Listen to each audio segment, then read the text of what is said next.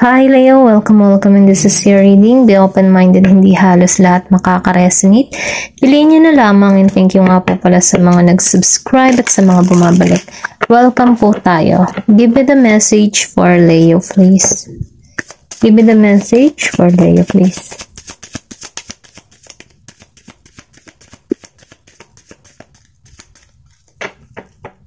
Give me the message for Leo, please. Gusto nitong kumawala. Meron dito mutable.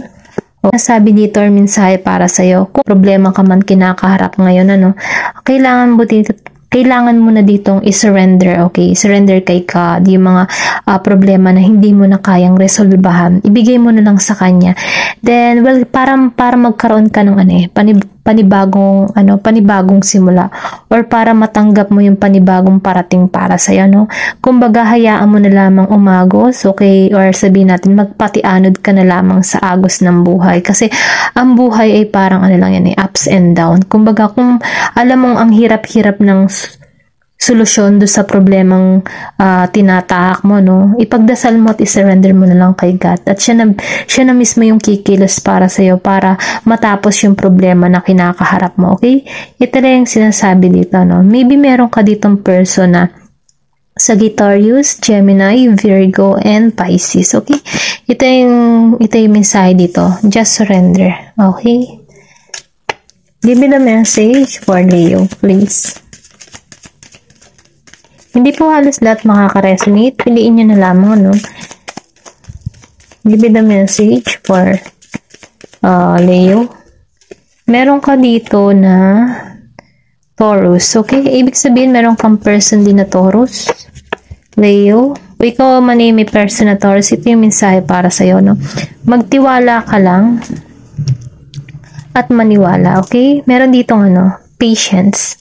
Magikang magpasensya ka lang, kasi nafe-feel ko dito, maybe meron ka ditong person na Taurus na kung saan magtiwala ka sa tao nito, okay? Kasi ang tao nito, mahal ka ng tao na to. Ito lang yung nafe-feel ko kasi busilak yung pagka gusto nito. Kailangan mo lang dito yung magtiwala at maging patient para rito. Ito lang yung nafe-feel ko. May pagka-Taurus energy, sensuality, or sabihin natin may attraction to physically. Ito lang yung nafe-feel ko kung meron kang person na ganito. Kasi yung iba siguro sa inyo dito nakakaramdam ng problema about sa person nila, pero ganun pa man sinasabi dito na kailangan mo lang i-surrender, magtiwala ka lang at maging patient ka sa mga nangyayari. Kumbaga, padaanin mo na lamang, okay? Padaanin mo na lang sa agos ng buhay, kung ano man yung nararamdaman mo. Kasi, para ma-welcome mo yung pagbabago, kailangan dito ng surrender at magtiwala sa process, maging patience. Kung ikaw man ay nakakaramdam ng mga problema sa pag-ibig, ito lang nafe-feel ko dito. Tingnan pa natin, give me the message for Leo. Kamalsikate. Meron ditong the moon. So, sinasabi dito, sa the moon, pagtuunan mo munang alagaan yung sarili mo, okay? Mahalin mo yung sarili mo bago yung iba, okay? Ito na yung sinasabi dito, mas pagtuunan mo yung emotion mo, yung mental health mo, yung physical health mo, and yung kalusugan mo. Ito lang yung nafe-feel ko dito. Kasi maybe ikaw, nakakaramdam ka dito ng stress about sa love life na meron ka. Pero ganun pa man, sinasabi dito na magtiwala ka. Or pwede rin sabihin na matagal ka ng single at naghahanap ka ng panibagong magmamahal. Pero ganun pa man, hayaan mo na lamang, okay?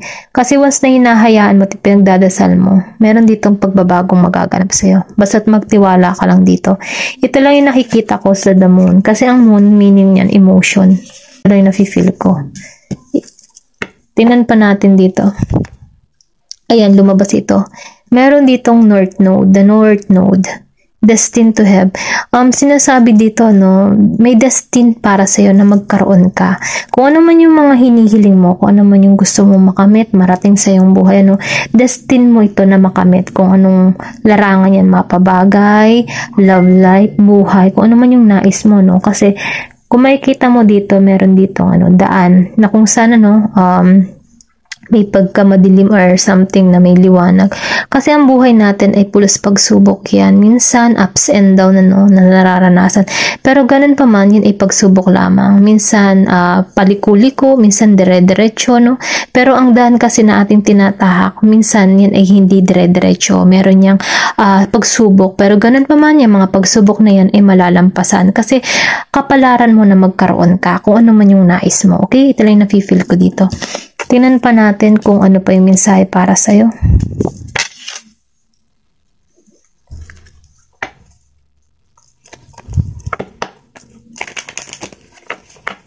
Give me the message for Leo, please. Meron ka ditong manifestation. So, lumabas tong destined to have and manifestation. Meron kang hinihiling, meron kang gustong mangyari, makamit sa iyong buhay. Then, sinasabi dito, no, kung ano man yung hinahanap mo, matatagpuan mo. Kung ano, yung tipong, yung kumatok ka, ikaw ay bubuksan. Maghanap ka at ikay makakatagpo. Yung gano'n, Sa manifestation, yung tipo na kung ano man yung hinihiling mo, makakamtan mo yan. Basta't magtiwala ka. Kasi yun yung gusto mo yun yung nais ng puso mo. At dun ka maniwala. Syempre, panalangin din sa puong may kapal. Kasi siya yung nagbibigay ng lahat ng bagay kung ano man yung gusto mong mangyari at maganap sa iyong buhay. Kasi destin mo magkaroon Magtiwala ka lamang. Ito lang yung sinasabi to. Sinasabi dito. Nautak talaga ako. Pasensya na po ha.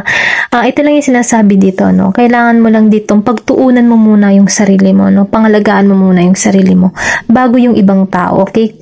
Kasi maybe kapag halimbawa bigay ka ng bigay sa iyong kapwa, hindi mo na pagtutuunan yung sarili mo Kasi lahat ng attention mo ibinibigay mo sa kanila, lahat ng bagay ibinibigay mo.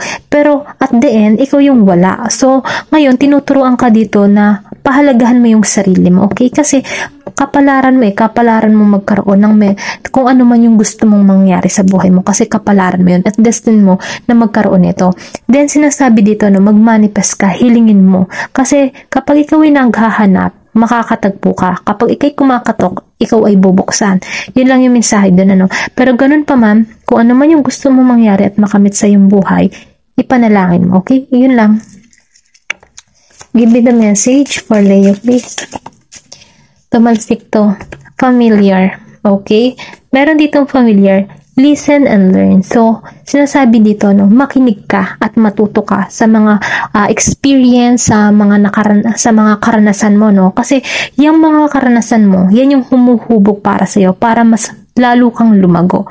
Kasi, nagiging kang familiar sa mga bagay-bagay. Halimbawa, tipo na, may nangyari sa yung ganito, tapos naulit mo yung cycle na ganon. Ngayon, meron pa ulit na ganon. So, ngayon, yung ikalawa, yung next chapter na mangyayari sa iyo, hindi mo nagagawin yun Kasi natuto ka na dun sa past na nangyari sa iyong buhay. Kumbaga, may learn ka na dun Kaya wag mo nang ulitin pa. Ganon. Ganon lang yung mensahe dito, Kung nasaktan ka before, at ganon yung routine ng partner mo, at meron ka ulit panibago, huwag mo nang uulitin yung ganun pattern kasi yun yung yun yung ma-attract mo okay? Yung negative na pag-uugali or kung ano pa man, kung anong naging dahilan kung bakit kayo nagkalayo or something na nagkahiwalay, Kaya kailangan mo ditong maging familiar. Kailangan dito ng pagbabago. Nang sa ganun, sa susunod na relasyon or kung ano man yung proyekto, trabaho na yung kinakaharap, meron ka natutunan dun sa mga karanasan mong iyon, okay? Kasi meron ditong paglago na nagaganap sa'yo. Spiritual, physical, emotional, okay? Meron ditong paglago na nagaganap sa buhay mo. Kasi meron ditong destin na para sa'yo. Ito lang nafe-feel ko, Give me the message. Meron dito first quarter. So, ibig sabihin sa first quarter, it's time to commit. So, ibig sabihin, kailangan mo nang mag-commit, okay? Or sabihin natin na, kailangan mo nang manalangin, magtiwala, manampalataya sa Diyos, Kasi once na meron kang hinihiling dito, kailangan mong dibdiban humingi ng tawad at magpatawad. Ganun. Ito lang yung nafe-feel ko dito, Kailangan mo dito na pakawalan na yung mga bagay na hindi na nakakatulong para sa iyo, okay? Ito lang yung nararamdaman ko dito. Tingnan pa natin kung ano pa yung mensahe para sa iyo.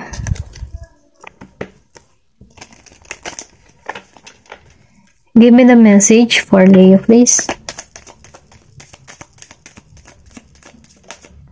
meron ka ditong death. So, ibig sabihin ng death, meron ditong new beginning. Kaya nakikitaan ko dito, listen and learn, then it's time to commit. So, meron ditong meron ka ditong pangyayari or may bagong simula na naghihintay sa'yo, no? Excuse me po. I am learning that endings are merely beginning. Ibig sabihin nito, naniniwala ka na kapag may nawala sa'yo, merong bagong simula na parating sa'yo.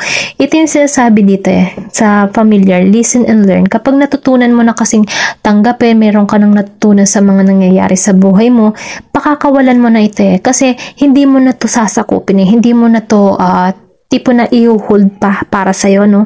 Kumbaga, bibigyan mo na to ng pansin para pakawalan to mga bagay na hindi na nakakabuti para sa'yo, or kung ano man yung relasyon na nagpakalubog para sa'yo, no? Tutunan mong pakawalan kasi meron ditong death okay? Merong new beginning para sa'yo. Ang mga nawala na, tapos na yan, i-let go mo na yan dahil meron ditong bagong simula na naghihintay sa'yo. Ito lang yung mensahe para rito. Hindi halos lahat, piliin nyo na lamang kung saan kayo makakarelate para rito. Give it a message. Meron ditong happiness. So, ibig sabihin, dumating din sa buhay mo ang kalungkutan, marami kang sakit na naranasan, pero ganun pa man, may new beginning naghihintay sa'yo. Ito na yung naghihintay sa'yo, happiness. Kung makikita mo kasi dito, dolphin. Ang dolphin kasi, meaning yan kasi, truthfully, honest, friendly, okay? Pero ganun pa man, nakikitaan ko dito na malaking pagbabago ang mangyayari at magaganap sa'yo na kung saan, meron ka ditong nasa tamang path ka. Then, nafe-feel ko dito na magiging aware ka dito para magiging masaya, okay? Nafe-feel ko dito, meron ditong, magandang mangyayari sa'yo in the near future, okay? Ito lang yung nafe-feel ko. Merong dito na pahiwatig na nasa tamang daan ka, nasa tamang path ka, na magdadala ito ng tunay na kaligayahan naghihintay sa'yo in the near future, okay? Kailangan mo lang ditong magtiwala, mag-surrender ka kay God, i-surrender mo lahat ng mga problema mo, magtiwala at maging patient. Then, alagaan mo yung sarili mo, okay? Kasi destiny mo na magkaroon ka sa buhay. Destiny mo na magkaroon ka ng mga nais mo dahil lumabas ang destiny and manifestation. Then, kailangan mo lang ditong makinig at matuto sa mga karanasan mo. Kasi itong mga karanasan mo ito yung magpapatibay sa'yo, okay? Para mas lalo kang lumago. It's time to commit. Oras na para magtiwala ka, manalangin sa Diyos. Ito lang yung sinasabi dito, Ayan lamang, basta ito lang, magtiwala ka, may masaya, maganap na mangyayari sa'yo. Ayun lamang, thank you for watching and love and peace. Thank you for watching Glow and Peace.